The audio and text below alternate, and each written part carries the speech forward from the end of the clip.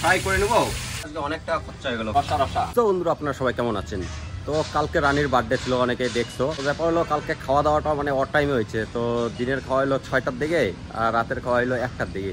তো আজকে আমরা বাজার করবো বলতে কি মানে আমাদের কিছু বাজার আছে, যেমন শুকনা পেঁয়াজ তেল এগুলো আমি সবসময় রাখে দিই, কেন কোন সময় কোথাও জাম টাম লাগলে কিছু কোনো রকম তো খাইয়ে বাঁচা যাবে। তো ওই কারণে মানে পেঁয়াজ রসুন এগুলো সব আছে। তো একটু আমাদের পেঁয়াজ তেল এগুলা সব আছে। এখন কাঁচা মালগুলো কি কি লাগে, তো আজকে এখানে গরমও পড়ছে। চন্দনকে এগুলা দিয়ে চন্দন রেডি করতে থাক, আমি যে বাজারটা করে আসি। বাজার করে নিয়ে আসলাম। তো দেখতে পারো ধূপকাঠি নিলাম, এই যে টমেটোর শ্যাম্পু রানীকে ধোয়ার জন্য আমাদের নিজেদেরও শ্যাম্পু সাবান। আজকে অনেকটা খরচা হয়ে গেল, কারণ মানে আমাদের এই কলগেট ছিল না, তারপর নির্মা ছিল না, এগুলা সব করে নিলাম শ্যাম্পু রানীকে ধোয়ার জন্য। আমাদেরও এই যে শ্যাম্পু নিয়ে নিলাম। তো এই যে সোয়াবিন আজকে হবে হইলো সোয়াবিন আর ডিম। আমাদের পেঁয়াজ রসুন আদা এগুলা আগে দিতে মানে আগের টিপের ছিল না।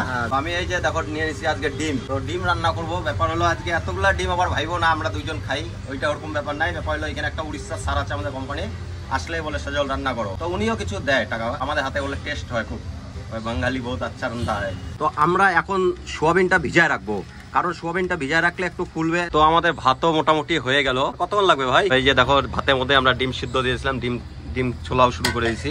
আমাদের তেল গরম হয়ে গেল, তো আমরা এখন দিয়ে দেবো ডিম ফ্রাই করতে। তো আমাদের ডিম আলু সোয়াবিন ফ্রাই করে রেডি। তো আমাদের পেঁয়াজ টমেটো দেখতে পারো একদম রেডি হয়ে আছে। তো আমি এইটা এখন পেশে নিব। পেশে নিলে কি সবজিটা টেস্টি হয়, ওই কারণে আমরা পেশে নিই। নিজেরা রান্না করে একটা মানে মজা আলাদা, নিজের মতো একদম খাওয়া যায় যখন যেটা খুশি। পেঁয়াজ ফ্রাই হয়ে গেল, তো আমি এখন দিয়ে দেবো হলো টমেটোর।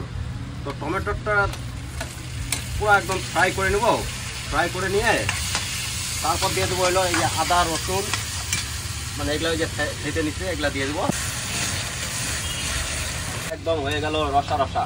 তো এখন আমরা দিয়ে দেবো জল মনের মধ্যে।